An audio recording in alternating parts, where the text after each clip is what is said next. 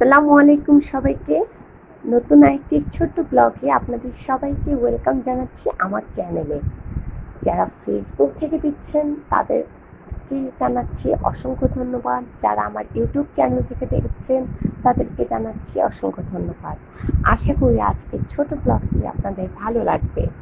এই যে তীব্র দাবদাহের পর আলহামদুলিল্লাহ একটু বাতাস এসেছে আমার বারান্দায়। এই বারান্দার এই বাতাসের সময় কিছুটা শট নিয়ে রাখলাম আপনাদের সাথে শেয়ার করব বলে। আর এই সন্ধ্যা মালতী ফুল ফুটেছে। এই ফুলটা আমার অনেক শখের। ছোট ছোট ফুল আর ছোট ছোট এই আনন্দগুলো মানে আমরা যারা বাগান করি, যারা সংসারী, তাদের জন্য মানে এটা একটা কি বলবো, এটা একটা তাদের জীবনের একটা অংশের মতো হয়ে দাঁড়াইছে। আর এই তো বাগান থেকে এসে আমি বাচ্চাকে নিয়ে স্কুলে চলে গেলাম। তো স্কুলে যাওয়ার আগে আমি ভাজিটা করে দিয়েছি। এটা রুটির সাথে খেতে খুবই ভালো লাগে। লাউর সাথে আমি একটা ডিম ভেঙে দিয়েছি। আর এই স্কুল থেকে এসে তাড়াহুড়ো করে বাকি কাজগুলো সেরে আমি রান্নাটা চড়িয়ে দিলাম। যে এখানে একটু মাংস গুঁড়ো করে নিচ্ছি, তারপর পাবদা মাছ কেটে নিলাম। তো আমার ছেলে মাছ খেতে একদমই পছন্দ করে না, তো আমার আর ওর বাবার জন্য একটুকুই নিলাম মাছ। আর এই যে কলমি শাক কেটে নিয়েছি। আর এই যে মশলাগুলো সব গুছিয়ে নিচ্ছি। রান্না করার আগে সব গুছানো থাকলে হয় কি, রান্নাটা করতে খুব সহজ হয়। এই যে যেমন কোটা বাছাতে, পরিষ্কার করাতেই কিন্তু অনেকটা সময় চলে যায়। তো আমি মনে করি যে কি, কাজের ভিতর এগুলো যদি আপনি চটপট করে ফেলতে পারেন, রান্না করতে কিন্তু তেমন একটা সময় লাগে না।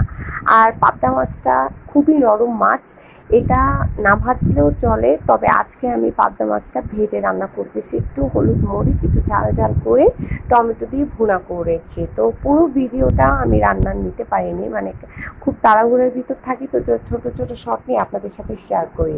আর এই যে কলমি শাক নিয়ে এসেছিলাম স্কুল থেকে আসার পথে বাচ্চাকে নিয়ে। মানে এত সুন্দর কলমি শাক দেখে মানে কি বলবো, আর রেখে আসতে পারিনি, নিয়ে আসতে বলি যে না, নিয়ে যায়, খেতে খুব ভালোই লাগবে। আর এই চিকেন রান্না করে রেখেছি। আমি যেদিন সময় পাই সেদিন করি কি, একটু এক্সট্রা করে সব কিছু রান্না করে রাখি, যাতে আমার পরের দিন কাজের ঝামেলাটা একটু কম থাকে। আর আসার পথে আমি আমার একটা প্রিয় শখের জিনিস নিয়ে এসেছি, তা হচ্ছে এই ফিল্টার রাখার টেবিলটা। আমার অনেক দিন ধরেই এই টেবিলটা প্রয়োজন ছিল। এর আগে আমার ফিল্টারটা ছিল একটা টুলের উপর। আর হচ্ছে এই বাস্কেটটা এনেছি, অনেক সুন্দর এই বাস্কেটটা। আর ফিল্টার টেবিলটা এনেছি। এই টেবিলটা এনে মানে কি করবো, তাড়াতাড়ি করে এটাকে গুছিয়ে ফেললাম। মানে কখন আমি ফিল্টারটা রেখে সব কিছু করে রাখবো, মানে আমার আর তর্স হইতেছে না। এত ভালো লাগে টুকিটাকি জিনিস। এই ছোটো ছোটো জিনিসগুলো কিন্তু অনেক সুখ দেয়, কী বলেন আপনারা?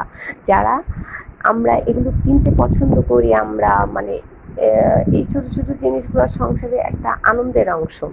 ছোটো ছোটো জিনিস থেকেই তো একটা সংসারের পরিপূর্ণতা পায়, তাই না? আর বিকেলবেলা চলে গেলাম বারান্দায়, গিয়ে বলি যে আকাশটা অনেক মেঘাচ্ছন্ন, একটু ভিডিও করি। এর মধ্যে দেখলাম আবার কড়া রোদ উঠে গিয়েছে।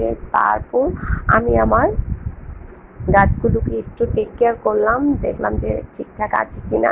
এই যে ছোট ছোট আমার ক্যাকটাসগুলো কাটিং করে বসিয়ে দিলাম। এটা হচ্ছে গত বছরের রেইন লিলির চারাগুলো, এবার আবার রিপোর্টিং করেছি। আর মশরুজগুলা সবগুলো করে রেখে তারপর চলে আসলাম সেদিনের মানে আগের ভিডিওতে যে আমি টমেটো সস তৈরি করেছিলাম, আপনাদের সাথে শেয়ার করেছিলাম। সেই সসের একটা ছোট্ট শট নিয়ে, সসটা আলহামদুলিল্লাহ এত মজা হয়েছে।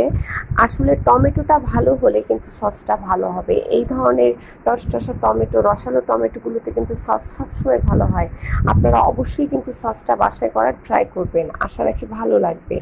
তো আমার ভিডিও আজকে এ পর্যন্তই। আমার এই ছোট্ট ভিডিওটি যদি আপনাদের ভালো লেগে থাকে, প্লিজ আমার ভিডিওটিতে লাইক করবেন আর আমার চ্যানেলটিতে সাবস্ক্রাইব করে পাশে থাকবেন। সবাই ভালো থাকবেন, সুস্থ থাকবেন। আল্লাহ হাফেজ।